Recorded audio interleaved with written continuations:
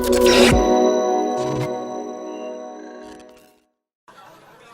menungso iki rata-rata kan kemeruh itu sok tahu, keminter sok pinter.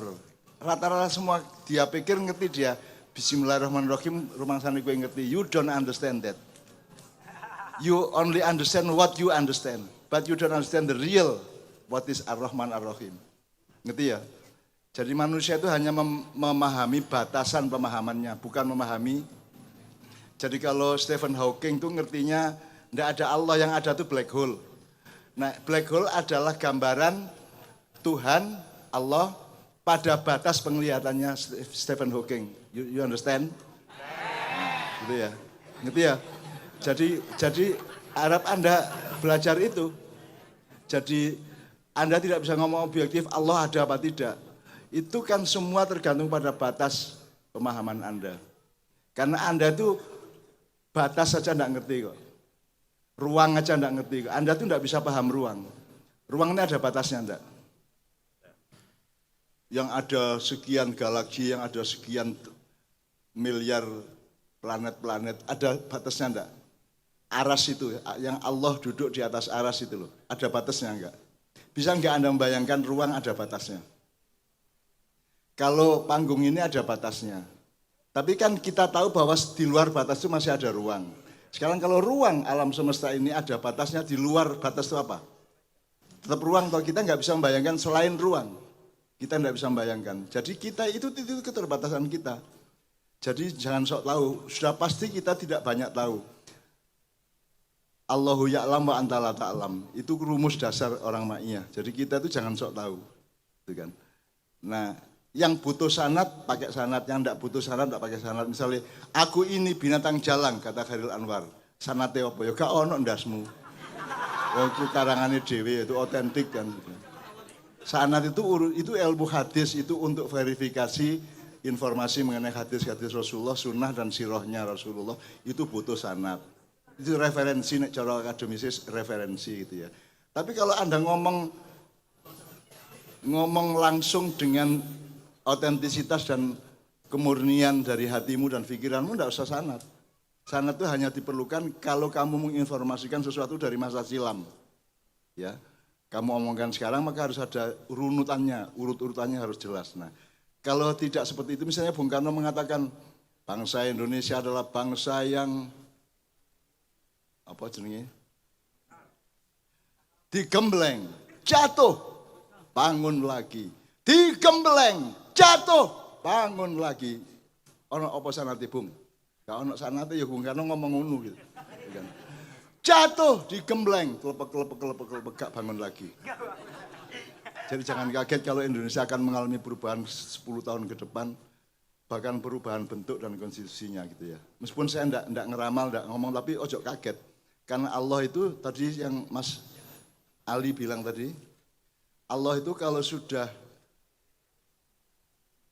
orang-orang yang melawan informasi dan ajaran Allah itu jumlahnya sudah melebihi batas, maka Allah akan menyebarkan kesenangan. Ya. Gue tiga seneng kabeh, gitu kan. Ono GoFood, ono mall, ono tiga seneng. Tapi sekonyong-konyong nanti akan datang waktu di mana Allah akan menurunkan siksanya. Nah itu yang saya takut. Jadi jangan terlalu seneng-seneng juga gitu ya. Jangan terlalu seneng-seneng juga karena Allah bisa tiba-tiba menurunkan azabnya ke kita semua. Ya. Oke, saya teruskan gambar ini sekarang. Apa? An'amta ala ma'iyah. An'amta alaihim sirotol ladzi. Sirot itu di Quran itu ada 3 macam jalan. Sirot, syari, torik. Itu kita boleh berbeda pendapat tapi pasti berbeda 3 itu. Pasti berbeda. Jadi misalnya sekarang, misalnya gini, Zak, ada sunnah, ada kudroh. Jadi kalau dalam bahasa aplikasi ada default, ada custom, ngerti ya? Jadi misalnya pohon begitu kamu tanam dia tumbuh dan nanti berbuah itu sunnah. Tapi kamu menanam sesuatu dalam hidupmu dengan teman-temanmu atau di dalam pergaulan sosialmu nanti akan tumbuh apa tidak itu kudroh. Nah kadang-kadang kita tuh putus asa kok doa saya tidak kabul loh. Memang kamu sedang menjalani sunnah kok. Nah salahnya kamu dulu nanam A, sekarang kamu sekarang mendapatkan buah A kuadrat misalnya gitu ya. Itu memang sunnah. Nah kudroh adalah ketika kita meminta perubahan dari sunnah menjadi custom tadi itu gitu loh. Nah jadi kadang-kadang kita tuh menderita karena tidak paham bedanya sunnah dengan kudroh. Kalau sunnah itu misalnya Allah mengabarkan, kan sekarang kata al-khobir itu apa? Maha mengabarkan, bukan maha mengetahui. Mengetahui itu alim. Ini kadang-kadang kita itu kurang serius dengan etimologi, dengan dengan lugawiyah itu. Jadi gini, misalnya takwa itu kan banyak yang mengatakan takwa itu takut, betul enggak? Apa itu takwa? Gue maca Ibnu Katsir, maca semua para mufasir itu, takwa itu taat kepada Allah, menghindar dari larangan Allah gitu ya. Nah itu bukan takwa. Itu taat namanya kan itu. Itu taat dan tidak melanggar, itu taat, taat itu namanya bukan. Kalau takwa itu selama ini orang menyebut takut kepada Allah. Nah, sekarang aku takon. Setan mengatakan di sebuah ayat di Al-Qur'an, "Inni akhafullah." Saya takut kepada Allah. Jadi apakah setan bertakwa? Kalau memang takwa adalah takut, ketika setan mengatakan bahwa ini akhafullah, aku ini takut kepada Allah, apakah bisa kita sebut setan itu bertakwa kepada Allah karena dia takut? Ya makanya hati-hati, kita tuh mesti hati-hati, jangan sembrono, karena kita ini sembrono pol lah. Di dalam semua profesi dan kerjaan tuh kita tuh banyak sekali sembrono terhadap, makanya saya ingin gambar besar dari semua yang diomongkan tadi itu. Oke, sekarang kita berangkat dari gini, an'amta alama'iyah. Kalau Mas Fahmi mengatakan kenikmatannya ya bisa ketemu saya, bisa duduk bareng, diskusi bebas, mimbar bebas gitu. Kita saling jernih, saling jujur satu sama lain, sama-sama mencintai Allah, sama-sama mencintai kehidupan dan sesama manusia gitu ya. Nah, saya ingin itu kan akibat. Saya ingin itu aktif, maksudnya gini. Sekarang gini Mas Yan, apa yang menurut Anda di Ma'iyah yang paling nikmat? Angkat tangan. Yang paling nikmat itu apa? Yang paling an'amta itu apa? Edri. Mas. Assalamualaikum warahmatullahi wabarakatuh. Kalau dari sudut pandang saya sendiri, kemudian yang dari saya rasakan sendiri itu, nikmat di Ma'iyah itu kalau kita korelasi sama ayat 7 ya di Al-Fatihah. Itu ya saya berkumpul sama orang-orang yang menurut saya bikin aman. Nikmatnya di situ. Komponennya itu entah kategorinya A atau B atau C, yang jelas aman. Ada rasa di titik itu. Rasa aman ya Mas ya. Rasa aman. Ya. Itu kalau di surat di turutan tuh Mas di juz 30 apa? Ya. Fal ya'budu rabb hadzal bait alladzi at'amahum min ju' wa amanahum min khauf itu ya. Jadi poinnya aman. Oke. Saya minta satu kata aja yang membuat Anda nikmat itu apa? Dalam hidup Anda atau di Ma'iyah khususnya gitu. Apa Mas? Aman, rasa aman. Apa mana Mas? Sinau bareng belajar. Jadi sinau bareng. Belajar jami'an. Jami'ian gitu ya, belajar bersama, tidak belajar sendiri-sendiri. Jujur. Jujur, oke. Aman. Jujur mungkin otentik. Jujur, murni. Apa? Gembira, oke. Itu damai ya. Itu output semua loh itu ya. Saya ingin coba sekarang simulasinya gini. Sekarang yang kata kerja Mas. Itu semua kata dengan kata benda. Aman, murni, damai kan kata benda. Sekarang saya minta kata kerja. 3 aja. Tadi belajar tak? Belajar bersama. Oke, kata benda ya. Terus apa lagi Mas? Serawung. Silaturahmi. Serawung, bebrayan ya. Oke. Bergaul. Pergaulan bebas tadi di sini. Bebas enggak? Bebas, tetapi bebas dalam pengertian Ma'iyah. gitu, bukan bebas seperti yang di dalam KBBI itu kan gitu kan. Tapi ini pergaulan bebas, lanang wedok campur, kadang-kadang wedok tapi lanang, kadang-kadang lanang kayak wedok tapi turuti kan gitu. Bebas demi. Jadi apalagi Mbak? Satu lagi coba. Apa? Mencintai. Karena kita begitu masuk maknya itu kita mengaktifasikan pekerjaannya namanya mencintai gitu ya. Oke, kalau menurut pendapat Anda di dalam kehidupan ini yang paling nikmat itu apa? Apa Mbak?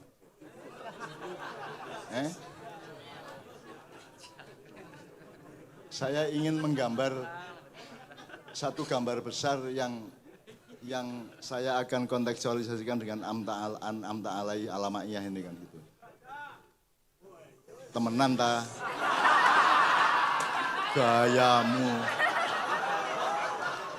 Wong kate jemuan rasa-rasen. Walah arek gayane. Kate poso sambat ngono kok ya. Oke, itu teoritis memang ibadah itu nikmat tapi taek arek ngono kan.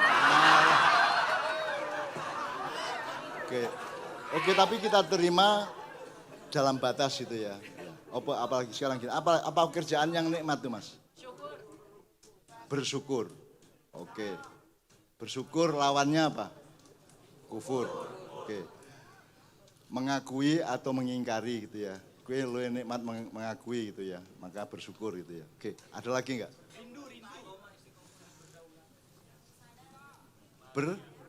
Berdaulat itu kata benda apa kata kerja? Hel. Berdaulat itu kata benda apa kata kerja? Kata sifat. Itu kata sifat, bukan kata kerja. Saya minta kata kerja, ada enggak? Oke, sekarang coba di Al-Fatihah itu ada kalimat lain. Sebelum An'amta alaihim ada apa? Sebelumnya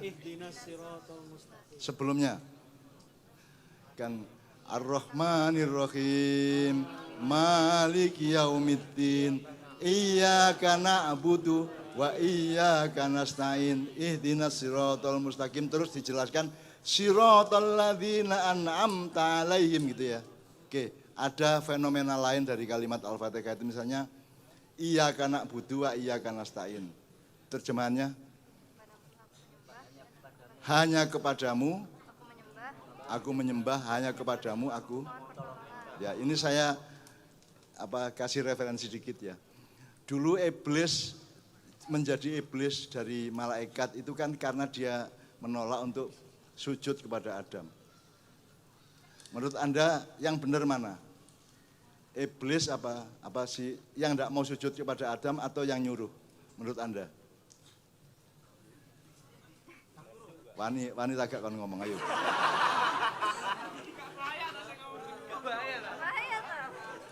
Enggak. Kita belajar kejernihan kata, kejernihan makna ya. Saiki aku takon. Menyembah sama bersujud sama enggak? Menyembah sama mengabdi sama enggak? Beda enggak? Kalau dalam bahasa Arab cuma satu, nak butuh atau yak butuh gitu ya. Iya kanak butuh. Hanya satu kata, kalau bahasa Indonesia ada dua, menyembah, mengabdi. Sekarang kalau kepada orang tua, mengabdi apa menyembah? Mengabdi. Kepada presiden, mengabdi apa? Mengabdi. Faktanya?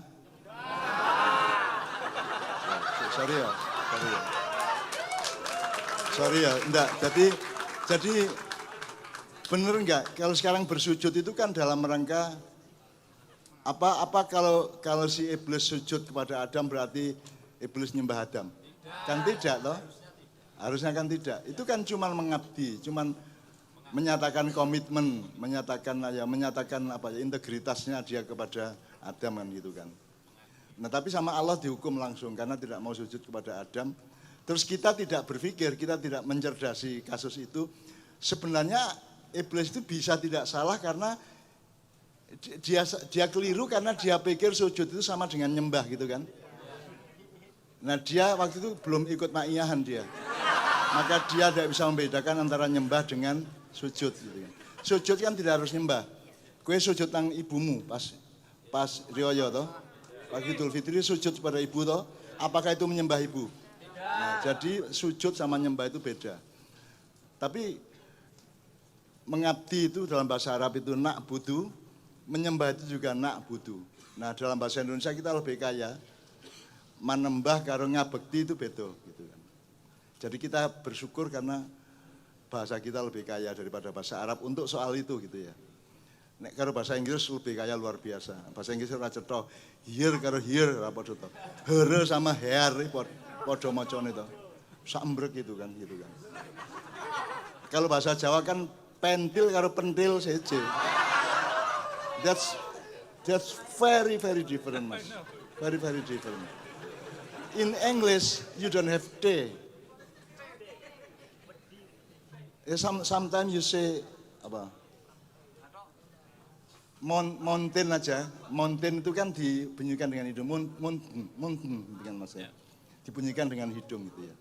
Oke, setiap bahasa punya kelemahan dan kelebihannya masing-masing. Nah, bahasa Jawa, bahasa Indonesia alhamdulillah yang diperkaya bahasa Jawa itu punya detail yang lebih luar biasa. Karena tidak bisa ada bahasa Inggrisnya perengus. What is perengus?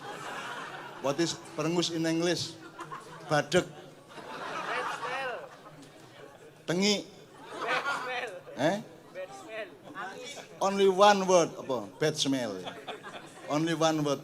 And you have apa? Berpuluh-puluh toh. Badek, amis, pesing. So the smell of kencing masan is different with the smell of tai kan gitu kan. Kita punya detail. Nek iki pesing. Nek kelek kecut, lain lagi. Nek panganan rodok suwe disimpen gak dipangan. Tengi ya toh, tengi. Nek sego kesuwen oleh sangit. We don't have that in English, in Arabic, in Germany. Only in Java we have sangit. Apa meneh rek? Amis. You don't have that in English. Only Java. Sampai di Semarang itu ada salah satu yang mengasuh Maya itu kan Habib Anis Ba'asin ya. Jadi Habib Anis di Kiai Kanjeng dipelesetkan Habib Anis sepah dibuang. Nah, dipelesetkan habis manis sepah dibuang karena dia namanya Habib Anis. Terus Pak Nevi Budianto, pimpinan Kiai Kanjeng mempelesetkan Habib Anis sepah dibuang. Nah, itu yang pelesetan seperti itu hanya di Jawa, gitu kan. Contohnya Jogja, gitu kan. Gitu. Dan itu Jakarta nggak paham itu, Amerika nggak paham itu, London nggak paham itu, because they have very different tradition, gitu kan. Oke, kita belok dikit nggak apa ya. Tadi kita cari kata yang ketiga yang paling nikmat. Sekarang iya karena butuh, wa iya karena stain. Coba teman-teman, artinya kan hanya kepadamu aku menyembah dan hanya kepadamu aku, hanya kepadamu, only to you. Saya hanya meminta tolong kepada Allah. Apakah itu berarti tidak boleh minta tolong kepada selain Allah? Nek banmu gembos, entuk ora kowe njaluk tolong tonggomu ngumpo. Nah, jadi gimana itu pemahaman iya karena butuh, iya karena stain itu? Kan harus ada variabelnya. Nah itu harus dijelaskan oleh para ulama sebenarnya bahwa iya karena butuh, iya karena stain itu tidak absolut kaku, gitu kan? Kamu boleh minta tolong kepada selain Allah untuk hal-hal yang akan terkait juga dengan Allah, dengan pertolongan Allah. Kecuali hal-hal yang hanya Allah yang bisa melakukan, terus kamu mencari minta tolongnya tidak kepada Allah. Misalnya nasib baik kamu cari tidak kepada Allah tapi mintanya kepada dukun, ya itu yang namanya melanggar iya karena butuh, iya karena stain, ya. Nah sekarang saya tanya, kita teruskan dari An'amta alaihim semuanya ada iya karena butuh, wa iya karena stain. Ya. Jadi ternyata minta tolong kepada selain Allah kan boleh, asalkan tetap dalam rangka integritas bersama Allah kan gitu kan. Tidak lantas kaku, nggak boleh minta tolong kepada selain Allah. Misalnya njaluk sambel gak oleh, ngilu sepeda gak oleh, gak taek-taekan, gak uripen yang ini caranya kan gitu. Sembarang kok gak oleh ini kan. Oke, sekarang gini, kita teruskan. minta tolong kepada Allah. Minta tolong kepada Allah. Nah, sesama manusia saling, jadi kalau sesuatu itu kita hanya minta tolong kepada Allah, mungkin ada sesuatu yang lain kita bisa minta tolong satu sama lain di antara manusia. Bisa enggak? Nyilih se, utang se, apa gitu ya? Rati balik ke. Gitu kan. Jadi ada mekanisme tolong menolong gitu. Nah itu ada rumus al-yadul ulya khairun min yadis sufla. Jadi tangan yang di atas lebih baik. Lebih baik itu apa? Dalam ukuran moral, akhlak, baik itu apa? Bisa lebih enak enggak? Lebih nikmat enggak? Gini aja, memberi sama diberi nikmat teman, lebih nikmat. Gitu ya. Lebih nikmat memberi. Jadi